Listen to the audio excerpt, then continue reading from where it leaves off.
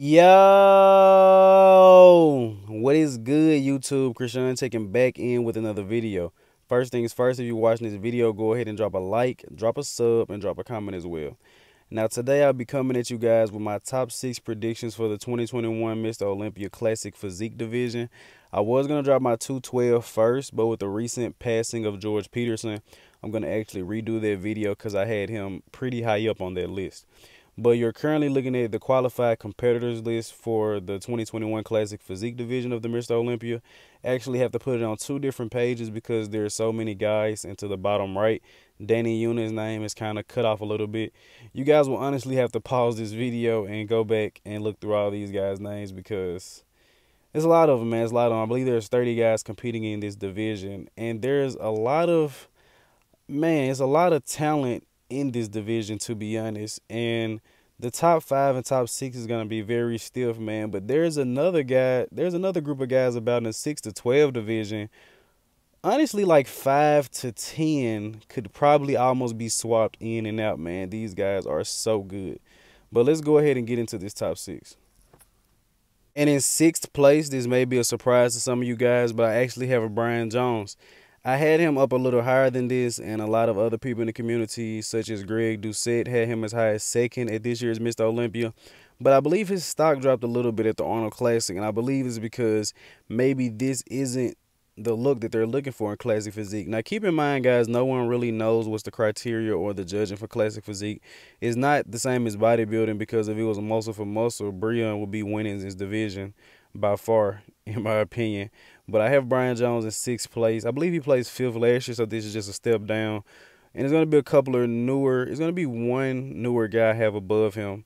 But Brian could definitely move up in his lineup. Maybe he'll do better at the Olympia than in the Arnold Classic. I could see Brian placing as high as 2nd in all honesty. But for the sake of this prediction video and the way I kind of feel like Classic Physique is going right now, I'm going to take him in 6th place. And in 5th place, I have the winner of the 2021 Texas Pro Classic Physique Division, Robert Timms.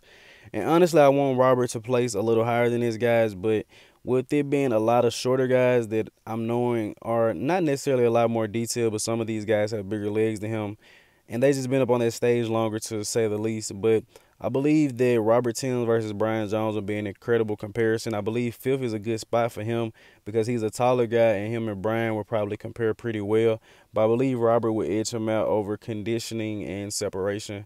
But in my opinion, Robert could probably, I think 5th may be his peak, I don't think he'll be able to get past some of the other veterans in his lineup, in all honesty. But I'm excited to see how he's going to match up in this lineup. And in 4th place, I have Alex Cambronero. And, man, Alex is so consistent, in all honesty. He probably could place as high as 3rd. He could potentially edge out Breon. I don't think he could edge out Terrence Ruffin unless he brings better posing. But to me, in all honesty, if Alex Cambronero was able to get some amazing posing, he may be not able to win the title, but I'm pretty sure he could place as high as 2nd. Alex with better posing could definitely beat Terrence Ruffin, in my opinion. And I'm very excited to see the package that he's going to bring to this stage. Alex has an amazing back, man. He usually always comes in condition. He has a very clean physique, very aesthetic. He isn't missing anything. Only thing I could say is he could improve his posing. So I'm going to take Alex in 4th place. And in 3rd place, I have breonansley. And this was a tough one for me, guys. Honestly, this is a very tough one.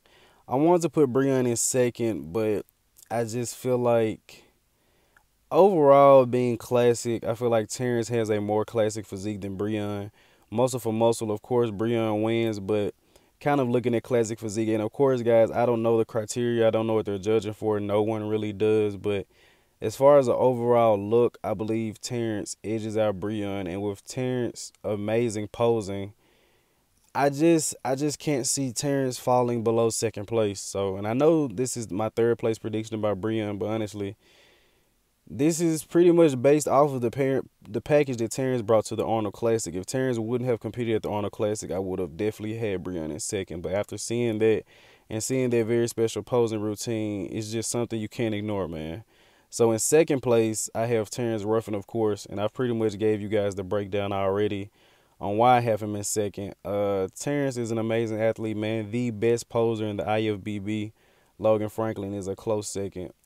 And He's incredible, man. As far as just overall having a classic physique, classic appearance, that is Terrence Ruffin. Now, muscle for muscle, of course, there are guys that have better body parts than him, but I think this is what they're looking for in classic physique. And in all honesty, Terrence may be the one to challenge Chris Bumstead in the coming years. In the coming years, of course.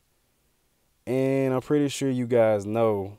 And still, Chris Bumstead is about to come in and win his third title, guys. Honestly, it's no competition. Chris is just so far ahead of the competition. It's like Chris Bumstead and a gap, and then it's second place. Almost kind of how Nick Walker won the Arnold Classic. Nick won, but second place was still so far away from him, man. It's just Chris is in a completely different league of his own, and I've said numerous times, it's almost as this division is built for Chris. I believe Chris is around 230 pounds, so he is one of the heaviest guys and one of the tallest guys. He's literally one of the biggest guys on that stage, man. And the improvements he's made in his back and the improvements Chris continues to make.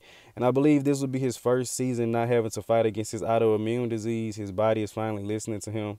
So I'm pretty sure Chris is going to come in and take that third title, man. So it's going to be interesting to see the fight for second place.